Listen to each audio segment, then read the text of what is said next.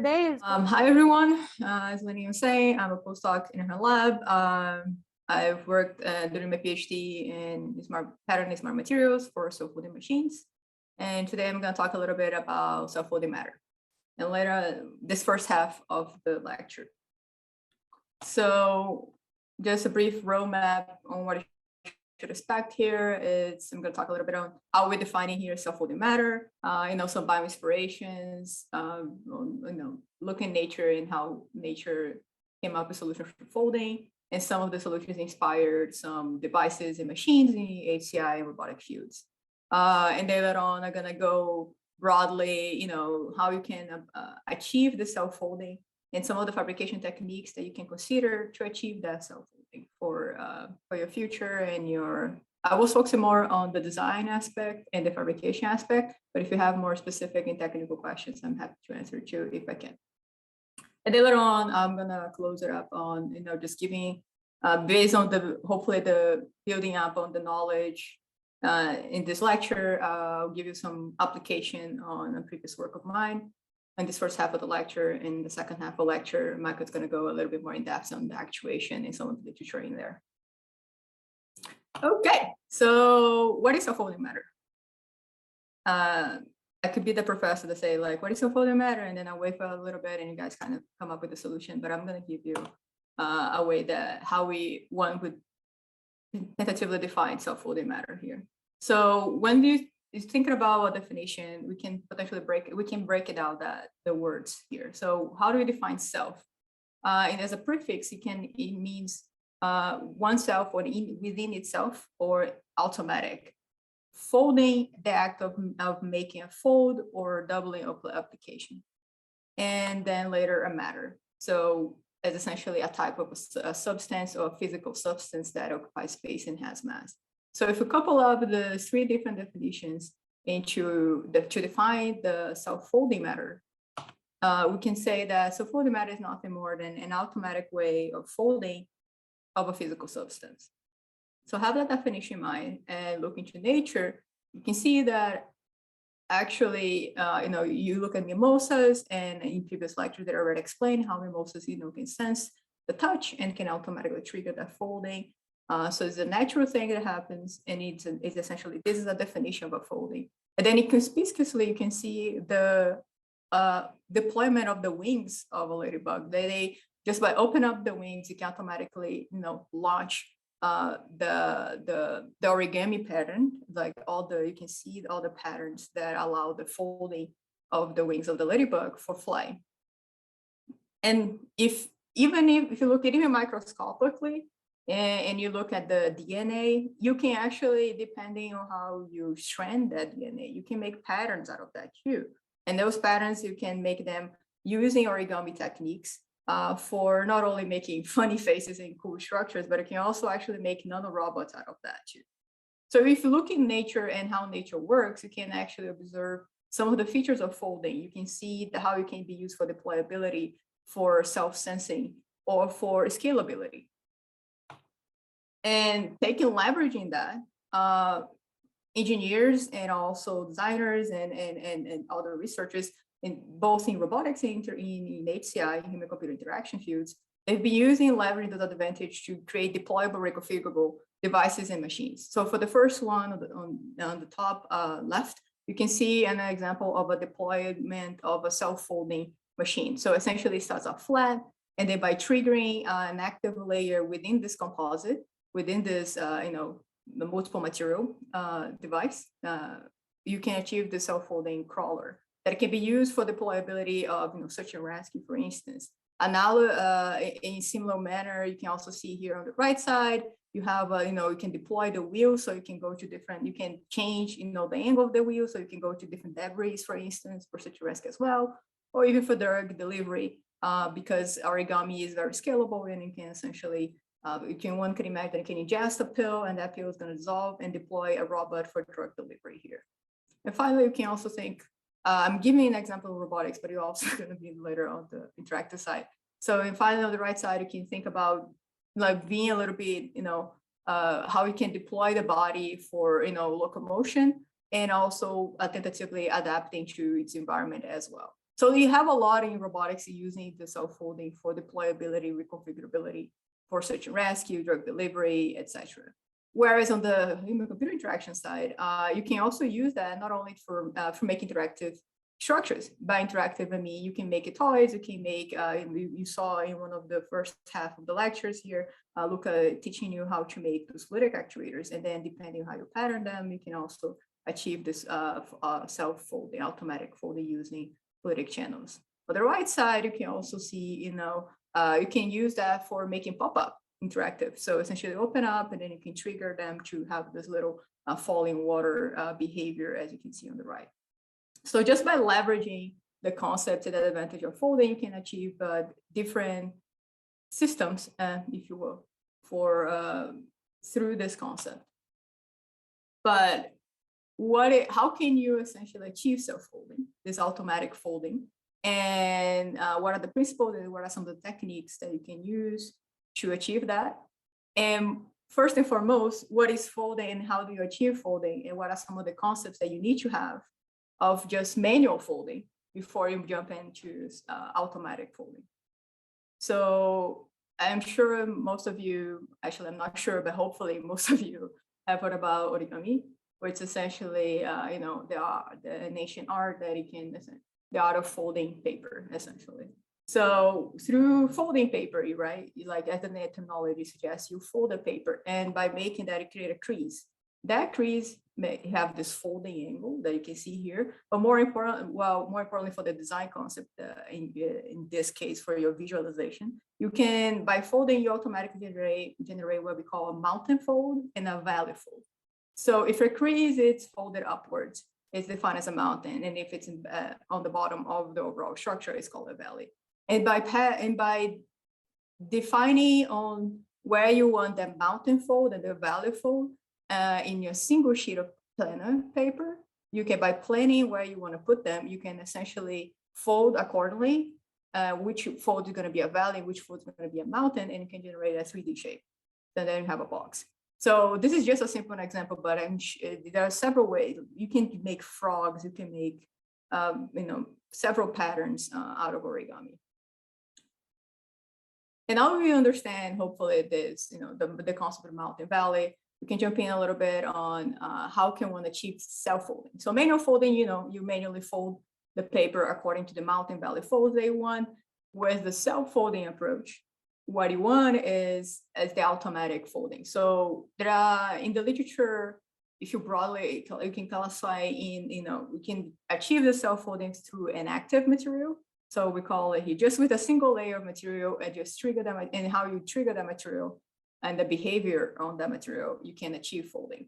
You've already seen some of that in the previous lectures through, these smart materials that respond to stimuli such as epoxy, styrene, hydrogel is also another example.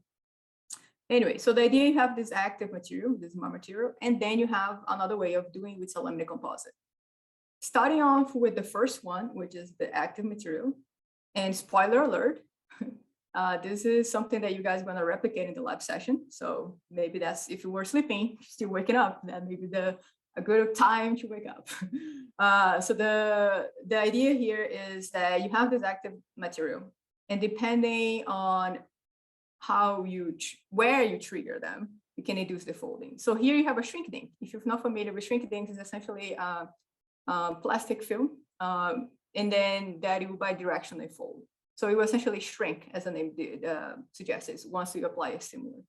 So here, if you apply stimulus, uniformly all the sheet of planner, the sheet of shrink ink will shrink. But if you print a black ink, or if you put a black ink on top of certain regions, you concentrate the heat on that wherever the black ink is, because black is a color that absorbs light more easily and faster than the rest of the other material. So by leveraging the color of the ink with the material, you can induce folding there. So here, for instance, you have a black ink on this corner here, and you will put an infrared light for high heat concentration.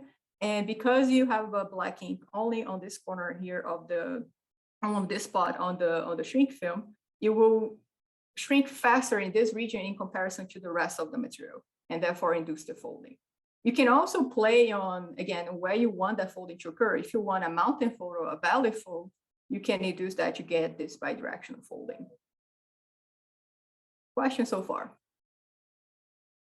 No, cool.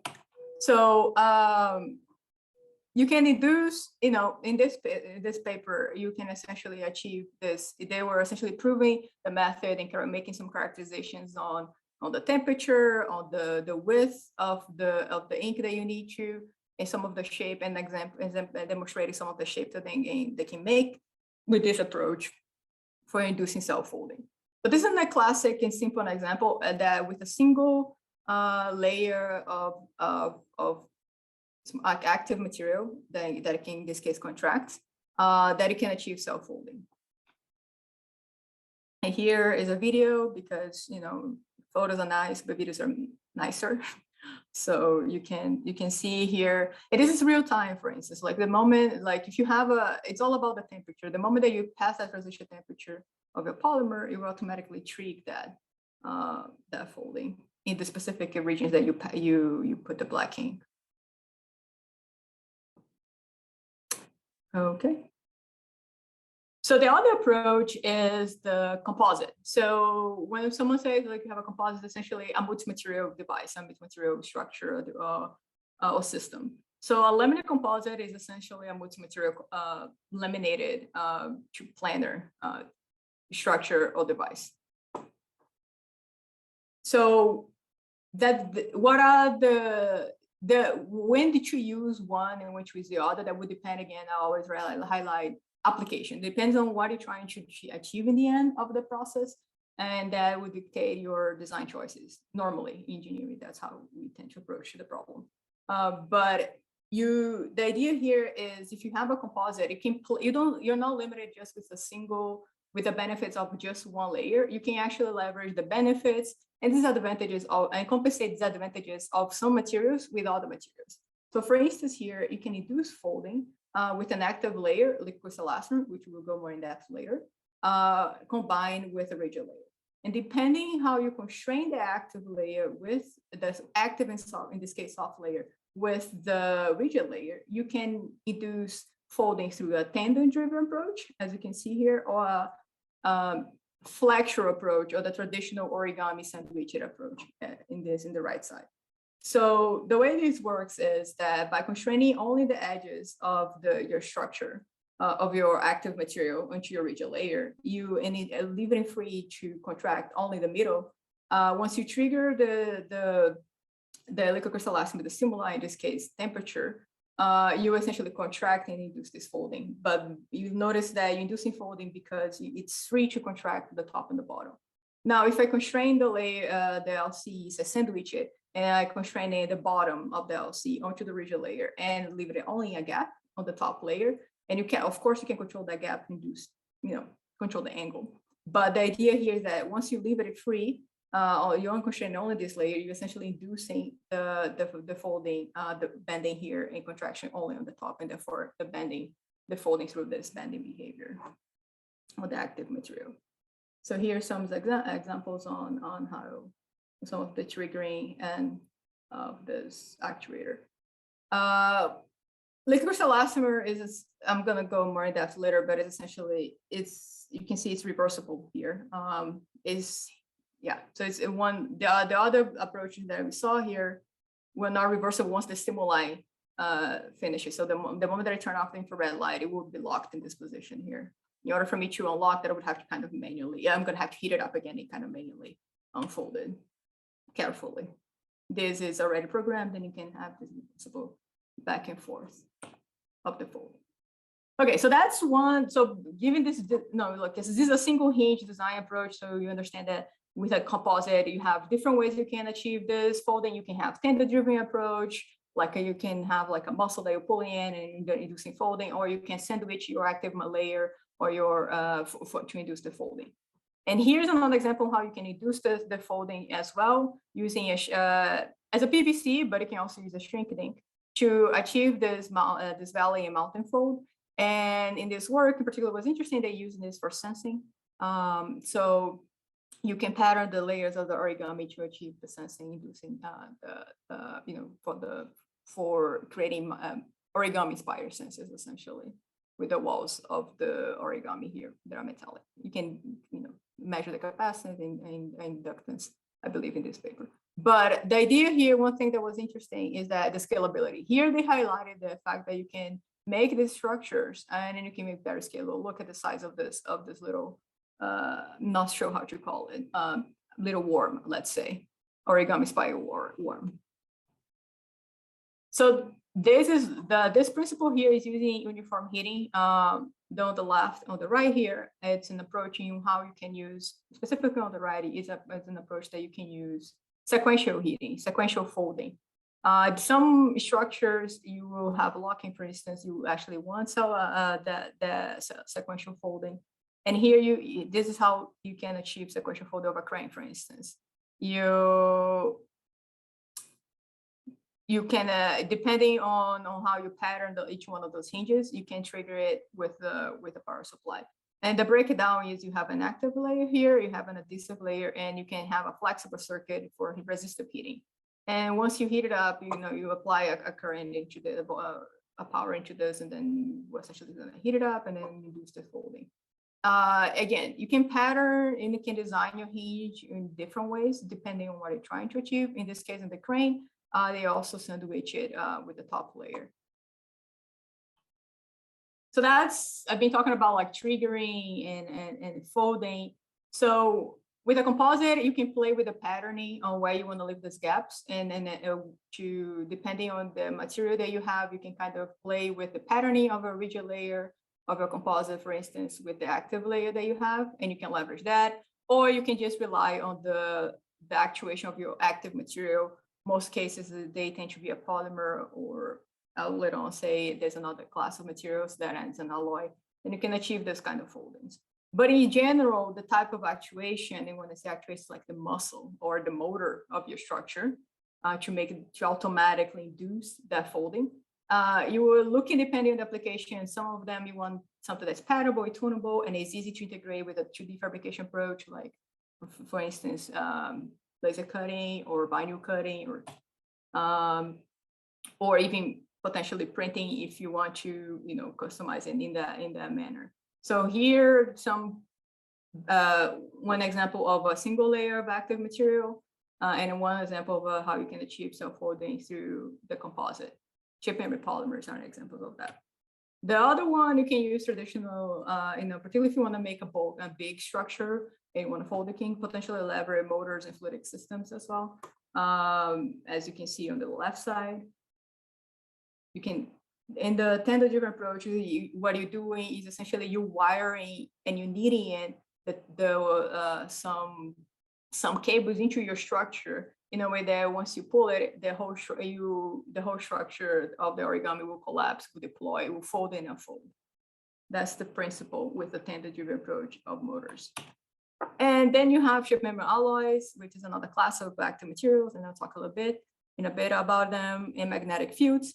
And both of them, you can achieve reversible self-folding. So here you can see an example of like you can attach each one of those hinges some programmed shape memory alloy sheets that will essentially behave as a torsional spring. They will essentially once you heat it up from the programmed state, they will fold it up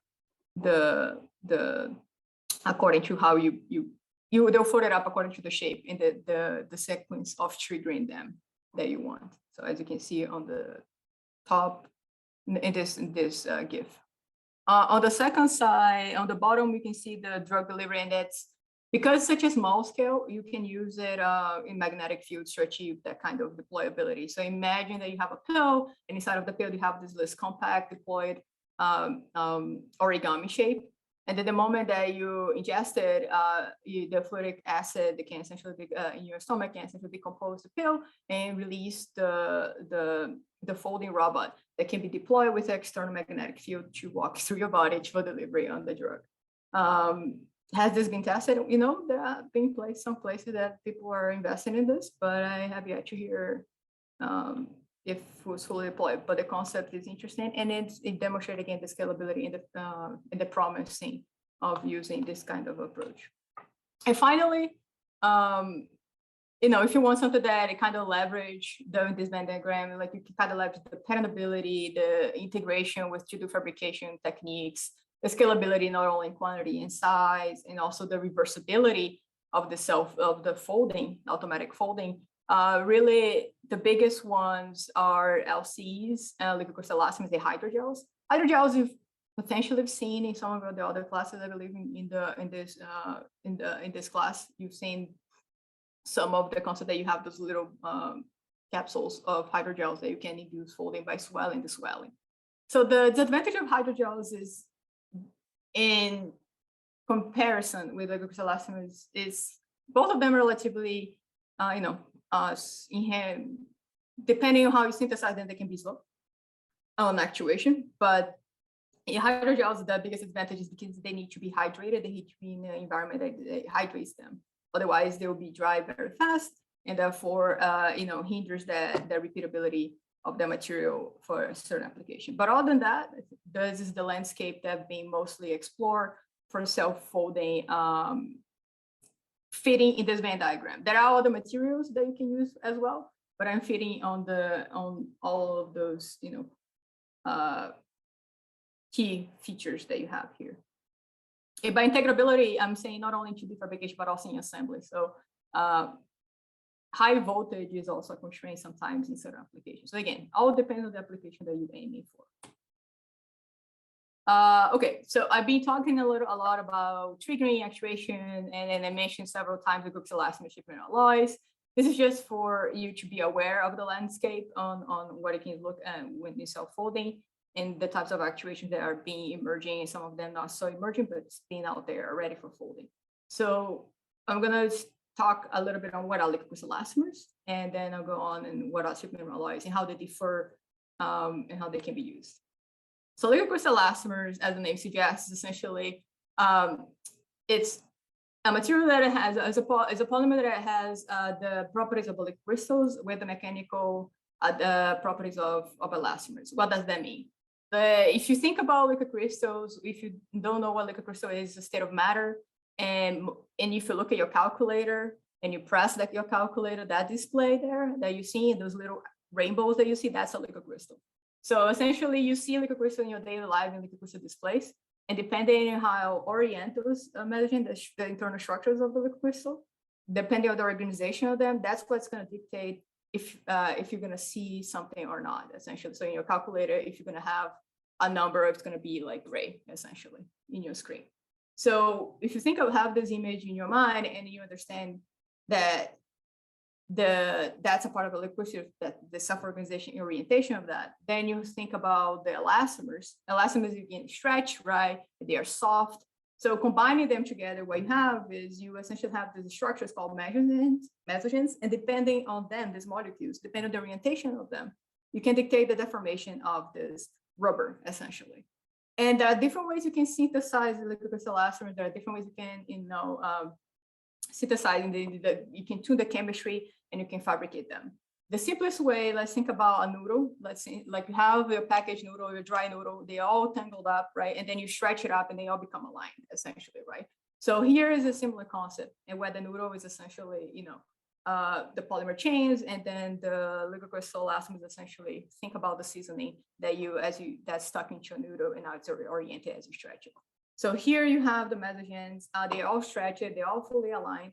And once you trigger, once you apply a stimuli, in this case temperature, and this temperature passes through this transition, so orientation triggering of the mesogens, you essentially have this structure that was fully organized before, now becomes fully disorganized, and this microscopic deformation, disorganization becomes in a macroscopic deformation. So essentially what you have here, the fully aligned structures now will go back to its pre-programmed shape, which is this contraction. So this is an example of how uniaxially aligned liquid crystal elastomer behaves.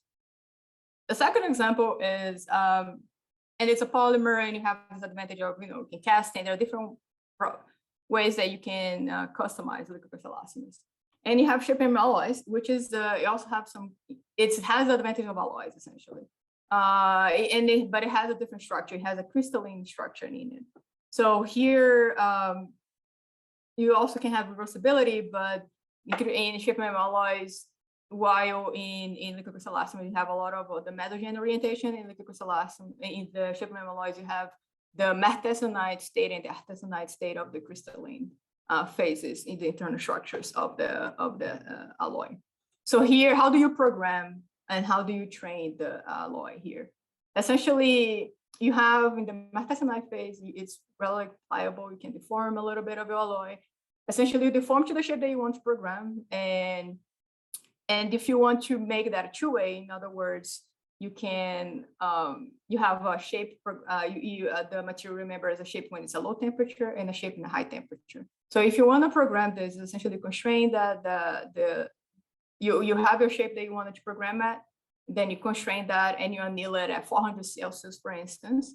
And then once you heat it up again, it's gonna go back to its original shape. And once you when it's cooled back, it's go back to this predeformed shape before you program.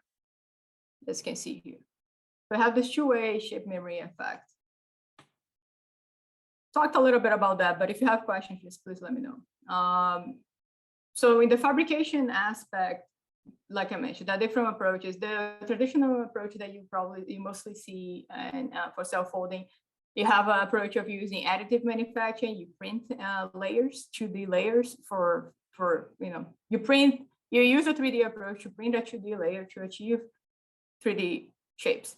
And then pros and cons in that approach, depending again the application that you're aiming at. And then you have the subtractive manufacturing, which essentially you patterning, you subtracting the material using laser cutting, for instance.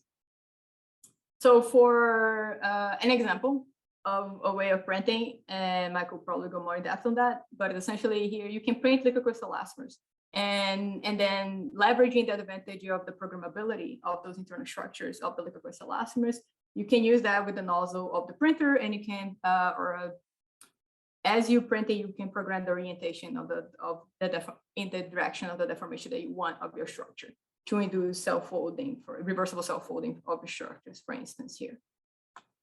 That's just an example of an active layer that you can induce self-folding. So in this case, I believe there was uniform heating that they were using here. On the second side, this is more like I'm gonna remove some of the complexities on the fabrication aspect of the active material, and I'm gonna move the complexity on the patterning of the layers. So that's essentially the goal of this work, is essentially with a single, when you actually align this, you can manually align, you can manually stretch the liquid crystal elastomer, this active material, and then you can leverage the different behavior, different folding directions with a patterned mechanism. And I'll talk a little bit about that later. Go on. Can I interrupt? Yeah. Yeah, just to explain, on the right-hand side, that's like the lamination, multi-layer lamination of the laser cutting approach. Can we? On the right side here. Yes, so this is the approach Adriani has been using recently for a project she's leading. And it's actually quite fun and also quite accessible, I would think, to the most of the class. The most frequent machine we use is the laser cutter on Craig Street. And I believe most of the class, you guys here and there, TechSpark, right, ID8, and in your own department, there are laser cutters. If you guys are interested in knowing more of these, you feel free to check Adriani's literature she's citing here. And also maybe, feel free to email Adriani if you feel like you want to get deeper into self-folding origami. She is always looking for basically enthusiastic researchers to join her on different projects in the lab as well. Yeah, please feel free to reach out if you're interested. Yeah, so break it down a little bit more, perhaps, on how this works. So broadly, like I was mentioning, we take away a little bit of the complexity of the synthesis of the LC, and then you leverage on the fabrication. But because, as Lenny was saying, it's a little bit more accessible. So meaning that you can use AutoCAD or any Rhino or whichever CAD software you prefer to pattern those 2D shapes, the layers. The adhesive, the rigid layers, and the flexible layers to create little hinges. And you laminate them, right? You align them and stack them. And you can use all of this process using, you know, laser cutters, and then you sandwich them into your structure in your mechanism. So essentially, you do a little bit more of the mechanical design here to kind of compensate. Again, a composite, you compensate some of the disadvantages of the actuator, vice versa. So for instance, LCE here is unidirectional, so it has one alignment, and I'm compensating the folding with the mechanism that I'm developing with the laminate process, for instance. I'll show an example on how this works later. Oh, no, I'm showing an example now on how this works. Essentially, yes, as I was talking about, you have this, I was mentioning before, you know, when you're doing a composite, you can make a tendon-driven approach. You can also make a sandwich approach. From previous work, we noticed that actually using a uniaxial align, which is I would arguably say is the straightforward, a very straightforward approach on synthesizing LCEs, a more accessible way to make it. Per se, you still in the lab for making it, but it's still a lot more accessible right away to fabrication. Yeah, so essentially using that approach, you constrain it by the alignment, right? So you do not leverage a lot on the orientation of the LC, but you have the reversibility, which is a rarity you know, with some inherently smart materials, and that can be electrically and with a, you know, and with a low voltage actuation. So we have that. But if you can only have one way to actuate these actuators, how can you make multiple foldings? And the idea here in this project is that you use a mechanism called Serra's linkage that has a 1 degree of freedom. That essentially by attaching the LC.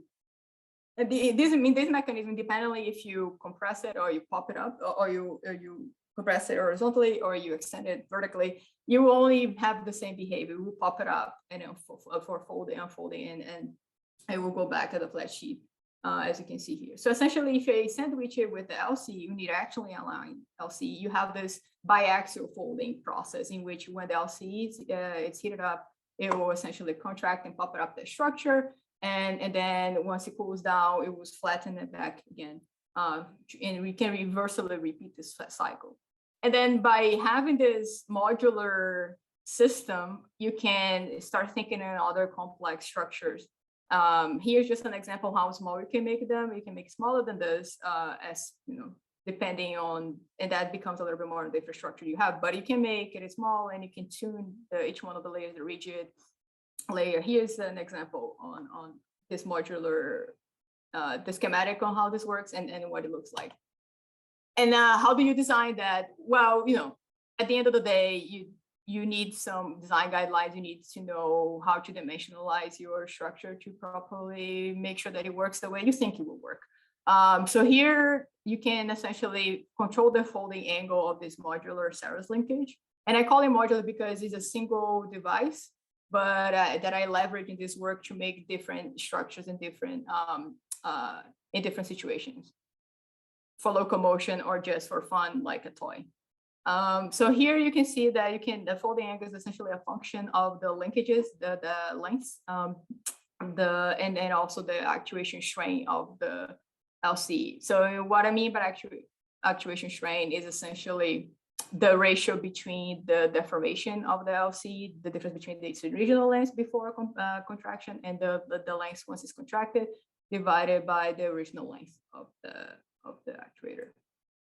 Technical, for those who like that flavor, that's basically what it is. If not, then just gloss over, it's fine. So here is one of the advantages on why having a composite. By using origami, one of the biggest advantages that you have this high weight to strength ratio. What that means is that you can lift it up from flattened position, which is one of the hardest challenging ways to lift it up on a folding origami. You can lift it up about 18 times its own weight, and it can hold about I think was no, sorry, it can lift it up about 38 times its own weight. What was it? Yeah, essentially it can hold about 14 times. Yeah, 14 times about its own weight and then about 38 times, and can hold it about, can hold about 38 times its own weight, and it can lift it up about 14 times its own weight. Sorry, morning, make it a little bit hard here. But the distributed actuation approach here that I was saying that it's modular. So essentially, I attach by sequentially attaching each one of these modular together, and through the fabrication approach, you can induce locomotion by distributed actuation. So by locally actuating each one of these modules, I can induce locomotion. And then you can see something that is interesting in this locomotion here on the left, which is essentially that the sequence of the traveling wave is going in one direction. So for instance, going to the right side on the top one, and it's actually moving to the left. And the same goes to the bottom gate sequence of 1, 2, 3. Essentially, you have I'm actuating essentially from right to left, and then moving to the opposite direction. And that behavior is seen in nature as a retrograde. Retrograde peristaltic waves is like earthworms. Essentially, is like what you're observing as the earthworm is propagating its peristaltic wave, because of the contact that it has with the ground. It ends up having, what you have is actually a larger, you end up having the opposite displacement. So as you contract, you have more contact to the ground. So you have a little bit high friction in there. And then when it's actuated, and then once you relax this, and you start losing that contact to the ground, and therefore you almost have zero friction in there, and therefore you end up having less friction as the wave is propagating opposite to what your body is relaxing. So you have this opposite behavior on what the traveling wave is going. But that is nice and cute, and then you can use forward and backwards, but then it's very slippery. So how do you leverage the slipperyness of this behavior, which means that within cycle, you're going to have a little bit more oscillation than you want to. And also LC is relatively slow. This synthesis is relatively, take a little bit of time for it to be activated, as you can see on the sped up video. So here we come up with another strategy. If you're familiar with geckos, the animal geckos, they can kind of climb walls, right? So we can actually manufacture some gecko-inspired adhesives that behave similarly to the way the adhesion of the gecko that can climb walls behave. They use van der Waals forces. So here we essentially, as you can see here, once the gecko is fully contacted onto the surface here, I have high friction, but then by leveraging the tiltness by leveraging the tiltness and the behavior of the mechanism, you essentially can flip backwards the gecko, and then you attach the lower friction region of the directional friction pad. So you can essentially, it slides in one direction, and then when it goes back, it don't slide back. So essentially locking. So you have directional friction, directional locomotion here. A question. So this one, without the gecko feet, you can still control the directionality. Yeah, it's just a little bit. So on the left side, you can, it's just a base. On the left side, you can control if you go backwards or forward. It's just that you have a little bit of you see that slipping, right, quite a bit. So you essentially, the net displacement, you move a little bit, but you lose a little bit as well because of the slipperiness that you have on the body. So you can play with the friction either on the body of the crawler for improving this, or on the surface. You didn't test this in this work, but yeah, if you don't have the gecko, you have essentially directionality. You can go forward and backwards. But if you want something that's at least more repeatable per cycle, and you want to make it relatively faster because you don't have this loss in it's sliding backwards, you can use a directional friction pad, and you test the different patterns. Yeah, what is the reason, even without gecko feet or any directional bias, the origami can still move reliably towards one direction? Or there is a bias through maybe the control policy here? Because you control the modules one by one. Is that the secret source why we can control it moves without the gecko feet? Yeah, you can control the gate sequence of actuation. We demonstrated that it is possible, it is something to be said about controlling the gate sequence and the timing on that. So the timing is based, the way we use it actually was mostly on the, we empirically estimated the time that it takes more or less of the LC to cool almost cool it, you know, going back to its original state and on the form state. And then we trigger it again. And then we just time it the amount that we were heating each module sequentially. And you can see that, you know, I'm triggering first on the 3 to 1 gate, essentially. I'm triggering the third module, and with a little, as a third module starts to relax, and I'm triggering the second module, and then you play around with that to achieve that directionality. And the reason and the way you think about that is just based on the tiltness on the locomotion, because while you're tilting is like the earthworm, you're losing contact to the ground, therefore the friction that it's smaller. But then when you go back, then you essentially have a little bit more contact. So, you know, you have that contact. The moment you have that contact with the ground, then you start having the friction there. So yeah. That's awesome. I could imagine people who like to do any sort of optimization or even reinforcement learning, right, can optimize the fastest movement without gecko feet for complicated origami structures.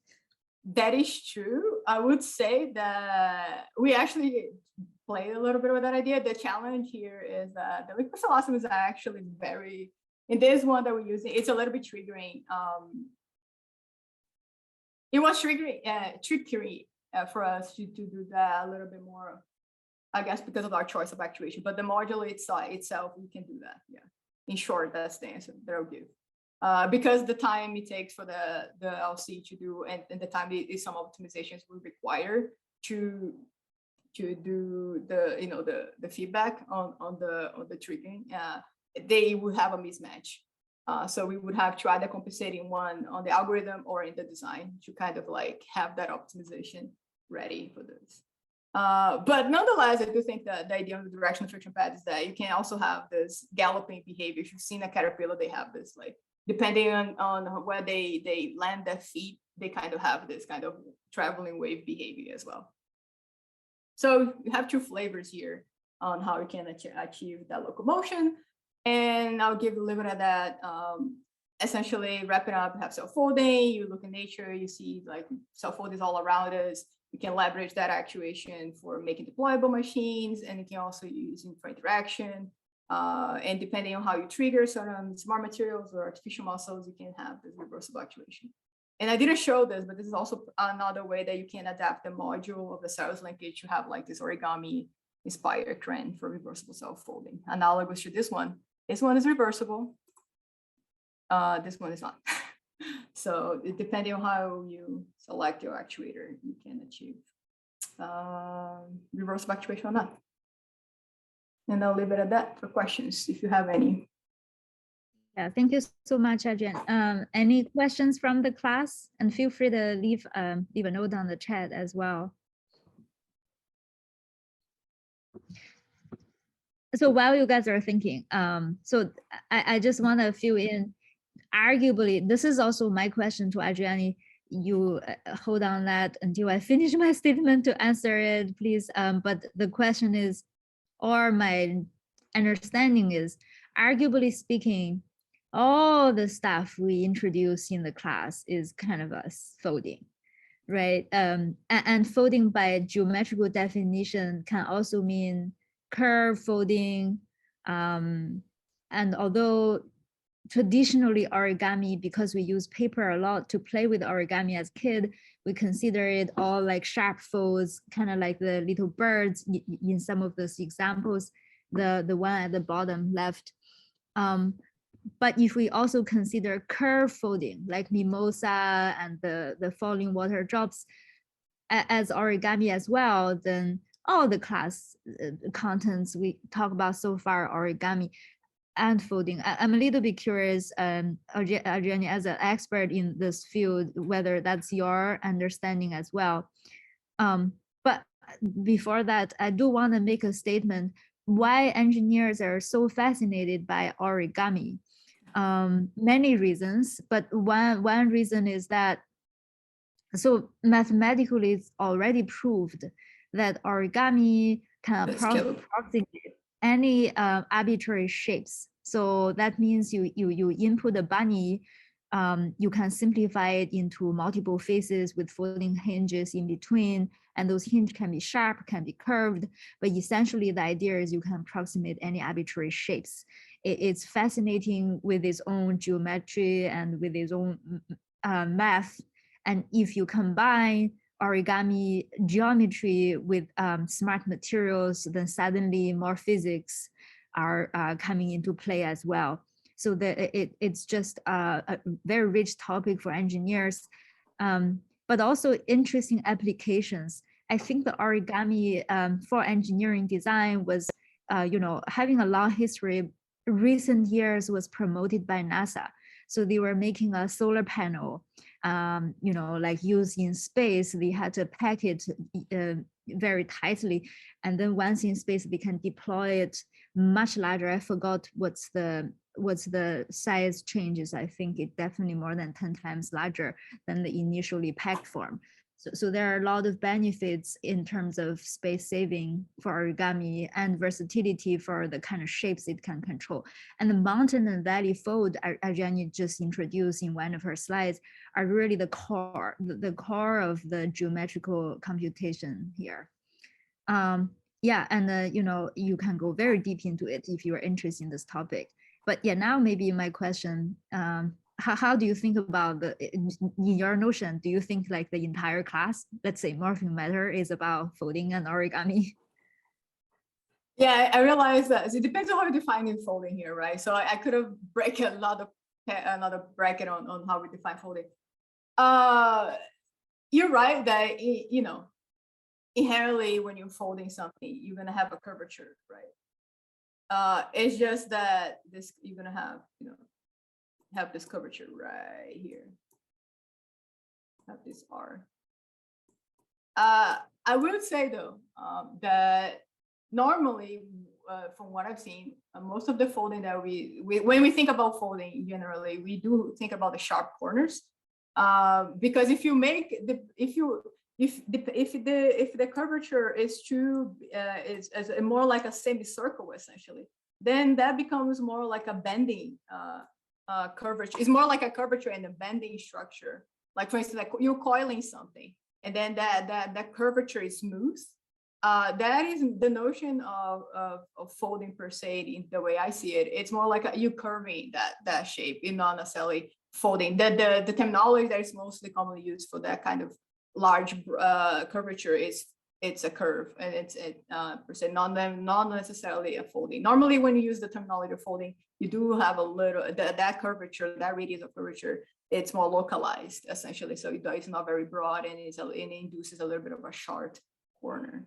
And then it becomes based on what I just explained, then it becomes on what is the range of curvature that in one moment it becomes, this is bending, and then in the other one, no, this is folding. So it's funny now that I'm thinking you essentially have bending through, you can have you fold through bending, but sometimes not the other way around, the way I think it, or the way I see it, at least on the literature. So that's my take on that. So I would say, yeah, great majority of the class, like some of the samples that you were using, you do use a lot of folding, but some of them it's more like a curvature base, and therefore I don't know. Yeah, I wonder if that would be necessarily classified as folding. Depends a lot on how you define folding. For my take, but majority it would be. So for instance, okay, so that's one take. Then the other one you were saying about scalability, applications, and engineering. Yeah, so one of the things I think that it's so nice, because some people consider folding as part of soft robotics as well. So one thing that is nice is that if you look about soft robotics or soft actuation, because it's a continuous body, the modeling is very intricate, and then it becomes very highly nonlinear very fast. But then if you couple that with a rigid body, then you can actually be using rigid kinematics or rigid dynamics, rigid body dynamics essentially to estimate your design. And so you leverage, traditional mechanics, rigid body dynamics that you've been, using so far. And so it simplifies a lot of the theoretical analytical design. You don't rely so much in FEA. You can actually create solution and estimations using, analytical formulation for your design. And the second one is with a mechanism. And the second one is you can also scale. It is true that you can scale the system. You can make with the same set of design rules and analytical modeling a very small panel. You can make it like a mural that's 10 times its own size using the same set of rules. But I will say too that we have to be careful. There are some theory on rigid folding. So some that you have rigid folding, and then I forgot the name of the depending on the rules of rigid folding, you have a set of rules that you have to fulfill to be classified, to be classified in rigid folding, and be using that scalability as you want. Sometimes when you have multi-layered, and you may end up having being a different regime in some, and while the scalability may be still feasible, the set of rules that you would use, it would not necessarily apply. If that makes sense. Yeah, all right. Yeah, thank you so much. And yeah, class, feel free to, again, send her email, and her contact information is on our course website as well if you have any follow-up questions. And yeah, Sophie from our class has been working with Adriani and learned a lot about origami through participating in the projects Adriani is leading. So I'm a little bit curious, Michael, how much time you need and whether we can have a break or not. Maybe not. We can power through. We have like 15 minutes. I can squeeze this into like 10 minutes if that works for everyone. Yeah, I don't take too much time. Yeah, I think maybe I have a feeling you prepared more than 10 minutes. Maybe I propose that Michael can continue. And if folks who need to take a bio break or like get water, just feel free to move around. You're at home, I'm assuming, so we can continue. But yeah, others feel free to take a little break as well. And all the lectures will be recorded anyway, so if you feel like you're missing important 2 slides, you can come back to check later too. Thanks, guys. Yeah, so hi everyone. My name is Michael again. So I work with Linning on 4D printing of liquid crystal elastomer, and Adriani touched on that a bit, and I'm going to follow up on that and give some more details and give you some more things that you can think about and chew on for how you could use these for self-folding. Now, before we even get into sort of the 4D printing aspect of this, very briefly, liquid crystal elastomer, as we've discussed before, is this active, reversible, shape-changing material. And the direction that you get this material to sort of contract along is determined by these directors that are within the material. That is where the sort of liquid crystal aspect of these materials come in, because they are so oriented along these directors. So for example, you can get very, very finely detailed structures using laser setups, such as in this work that's shown on the left here, where they're actually able to order the directors essentially along these sort of radial patterns for this very thin sheet of LCE, and you can get this very, very complex structure as a result. Even on the material side, you can sort of get this sort of aspect of sequential self-folding by just varying material properties. The way that liquid crystal elastomer works is that once you heat the material above this specific nematic to isotropic transition temperature, which is a characteristic of the material, you get it to contract along the directions that you programmed into the material. And that's how we sort of get these folding and contracting structures. So in this work that's shown on the right, something that they did was they have a material of two different LCEs where they had different temperatures that these materials contract at. And so you get this sequential self-folding where in the first part, only the top half of this box collapses. And then once you heat further beyond the nematic to isotropic transition temperature, then we get this drop in the second material. Now those approaches are really, really finely detailed, and that's really, really great to have that level of control. The scalability is one issue that comes up. These sheets are very, very small, and they're small, but they are also just very thin. So if you want to make thicker structures, you might want to look to different methods in order to scale it. Casting is one such way to do that. Another way that I'm going to present is this idea of 4D printing. If you haven't heard 4D printing before, look forward to next week when Dinesh talks about it a bit more in detail. But a very brief summary is that 4D printing is just 3D printing a structure with intrinsic material properties or other structures or geometry such that with the addition of stimulus, you can get shape-changing effects.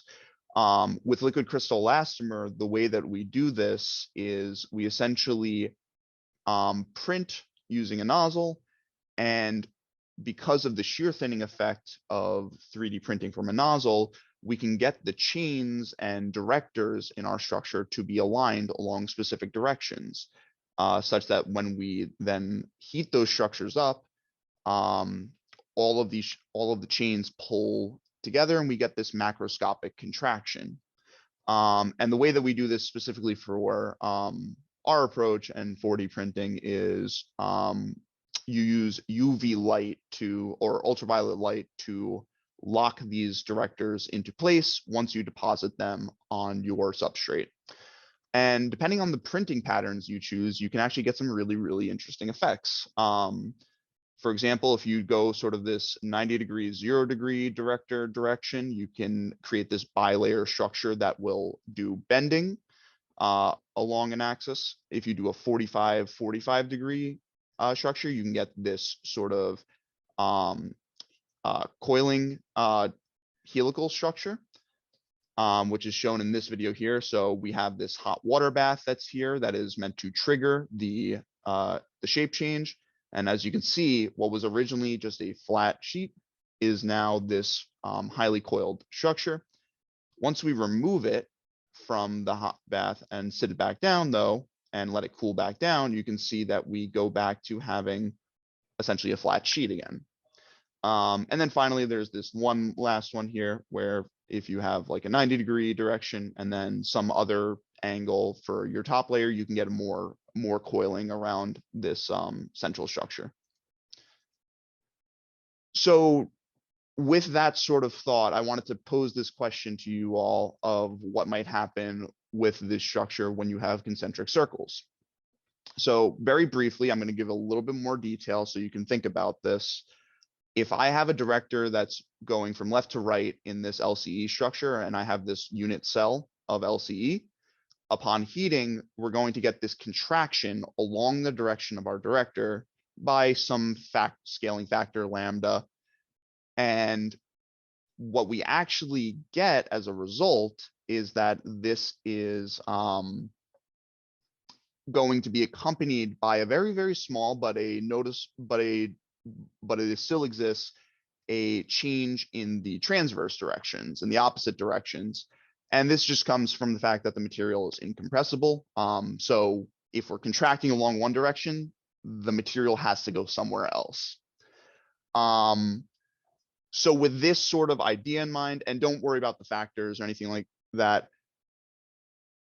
just intuitively, if we print concentric circles, if we have a bunch of rings that we essentially string together and put together one inside of one another of decreasing radii, what might happen?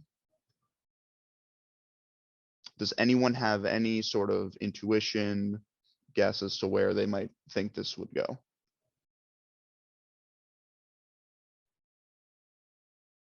Yeah, feel free to leave on chat as well.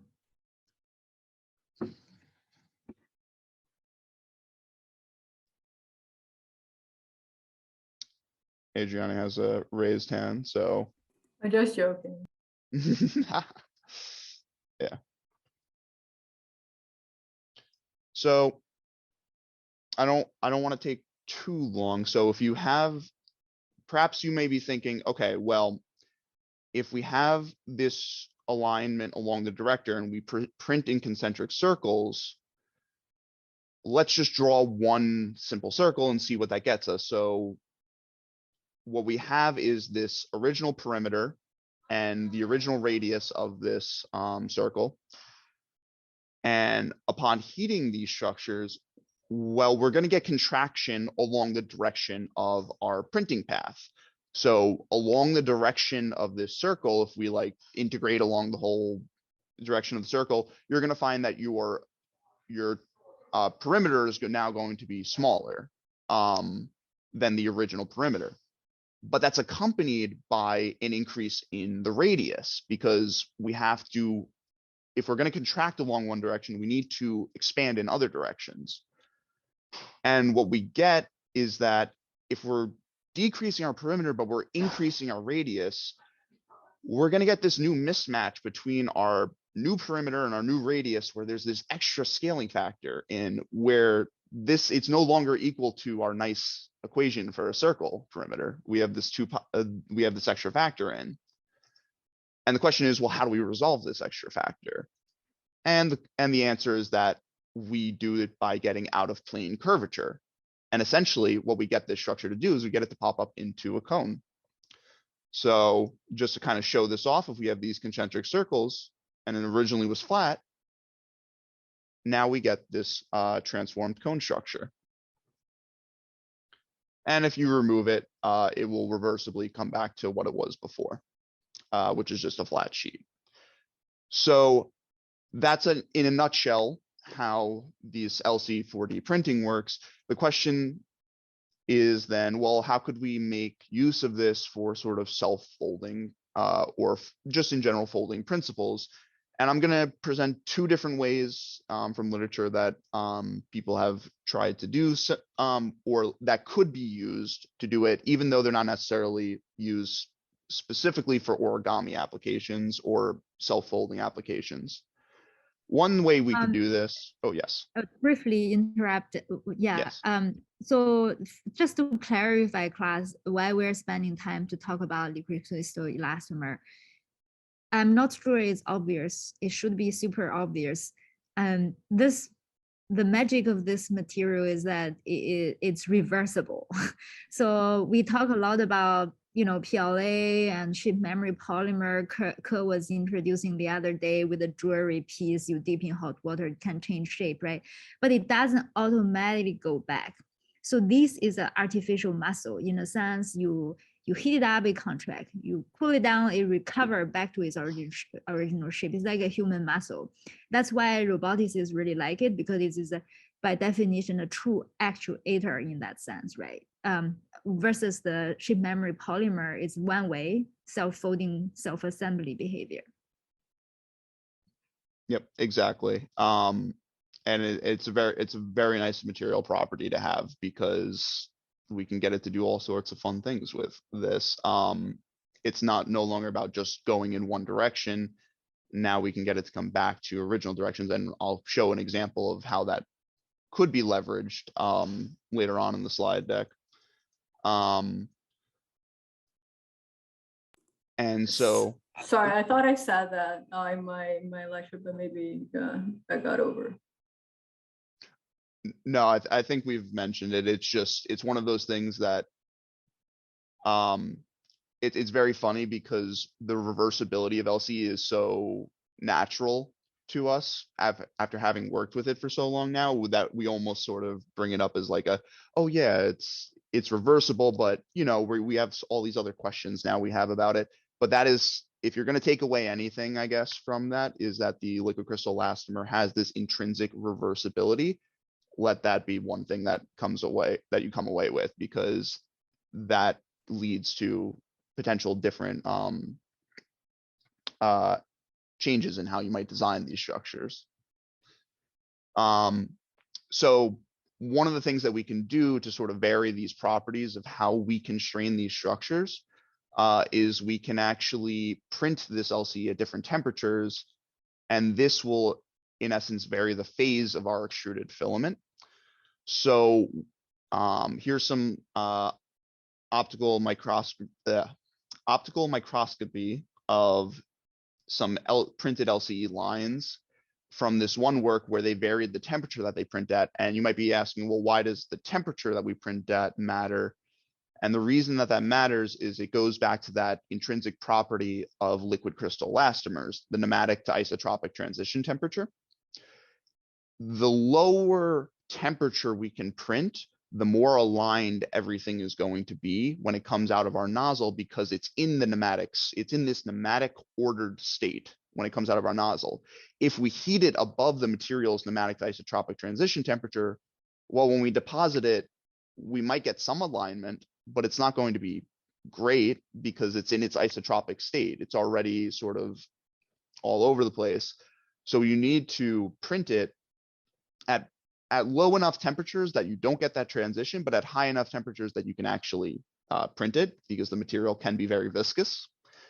And so what you get is this sort of core shell creation where the outside is aligned, and this has a very high strain density area, and the inside, since it cools a little bit slower, you get this sort of unaligned or mismatched state. And so it's an area of lower strain. And so if you can control the temperature pretty quickly along these printing paths, then even for something like a concentric circle pattern, you can get wildly varying designs. So no longer is it just that we get this cone structure that's shown in part A. You can get sort of a hemisphere shape. You can get these sort of valleys and peaks in your to reuse terminology. You can get that sort of mountain or valley folds in your structure by designing your printing path and your temperature constraints a little bit more with a little bit more care. Another way that you could sort of do this is by doing this localized heating of LCE. So there's a lot of different approaches to how people can heat LCE. There's sort of these manufactured laser cut copper films that a lot of people use. You can use liquid metals to add heating to your structure. There are other serpentine metal traces that you can use to do it. But one approach that we've been using is this conductive ink that allows us to deform these bending actuators as we heat them up, and then we let it relax back down. And you can see from this infrared camera setup on the right that you can really kind of nicely see that the areas where we get the most heat are really contained well to these traces that we print onto our structure. And so from this localized heating, we can get localized curvature. For example, if we go back to the video on the left, you can see there's not, if you zoom in, there's no ink on this sort of small sliver of segment at the far end of our actuator. And you can see it's basically a straight line that entire time, while the rest of the structure is curving. That still stays normal. So you can get this sort of gradient in your curvature throughout your structure by locally heating the LCE. And then furthermore, with this approach, by using this conductive ink patterning, you can actually get this sort of, you can add additional functionality to your actuators, to your origamis by adding circuitry on board. So we use some of the circuitry to do this localized heating, and then we also use some of the circuitry to power different devices. So in this next example that I'm going to show, we have this infrared LED that exists on our actuator, And the infrared LED is just blinking out a message. The standard typical message you all, I'm sure, are very aware of, hello world. And depending on the direction that the actuator is facing, this infrared LED's viewing angle will only impact certain receivers at certain times, and that will impact what information each receiver gets. And just to very briefly show that, when we start out, our structure is flat. We have not heated it all yet. Now we are starting to heat it. All of the information right now from our infrared LED is being received by the top infrared receiver, shown above with the red text. Once we get our structure to really start bending though, now only the side receiver is receiving information. And then once we remove power from our system and allow it to relax back down, eventually there will be a point where only the top receiver starts receiving information again. And so we can take use of these reversible actuation systems to get some pretty interesting results and behaviors. And that is all I have for you. I very briefly, just a quick preview for Thursday lab before anyone has any questions.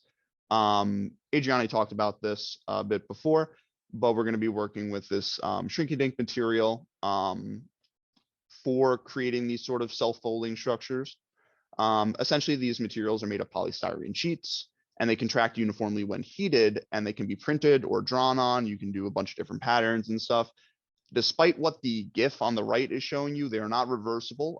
They go only one way. This is just the best GIF I could find that sort of captures what they do. But if we're going to have access to a printer during this sort of session, and this is the video, just a blown up version of the video that Adriani was showing before.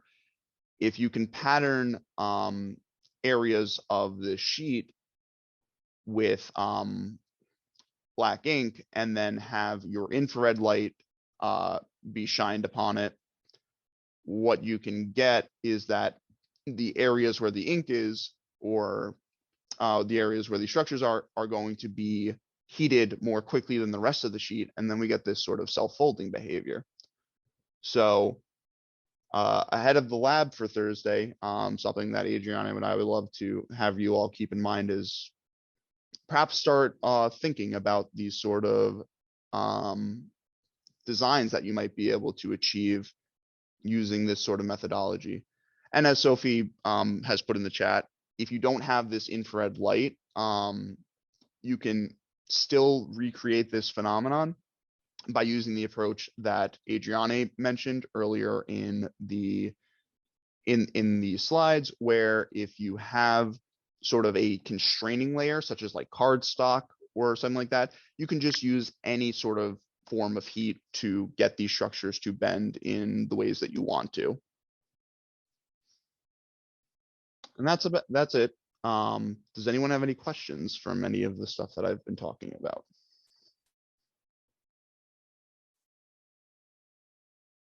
All right.